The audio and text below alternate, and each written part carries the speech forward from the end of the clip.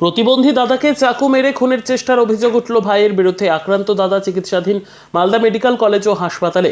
চাঞ্চল্যকর ঘটনাটি ঘটেছে মঙ্গলবার সকালে মালদা জেলার পুকুরিয়া থানার চাতর এলাকায়। আক্রান্ত দাদা এনামুল হক, বয়স আনুমানিক 40 বছর, চিকিৎসাধীন মালদা মেডিকেলে। অভিযুক্ত ভাই ফাইজউদ্দিনের বিরুদ্ধে পুকুরিয়া থানায় লিখিত অভিযোগ দায়ের করা হয়েছে। স্থানীয় পুলিশ সূত্রে জানা গিয়েছে, এনামুলের বাবা ও মাকে তার ভাই বাড়ি থেকে বের করে দিচ্ছিল। এরই প্রতিবাদ করেছিল দাদা। তখনই তাকে পেটে চাকু মেরে খুনের চেষ্টা করে অভিযুক্ত ভাই বলে জানা যায়। পুরো ঘটনার তদন্ত শুরু করেছে পুলিশ। ব্যুরো রিপোর্ট, দিনরাত স্টার নিউজ।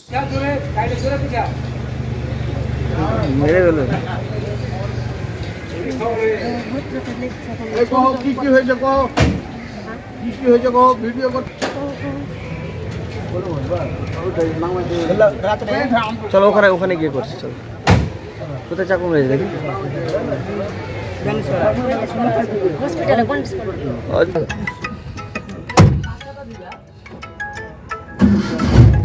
এই জায়গাটা বেশি কড়া করে নিও তো, অন্যায় করে মারামারি।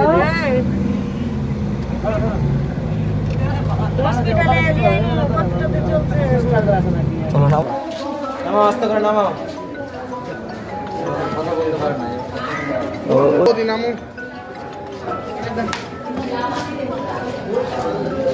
আস্তে আস্তে নাম, আস্তে নাম, আস্তে আস্তে নাম।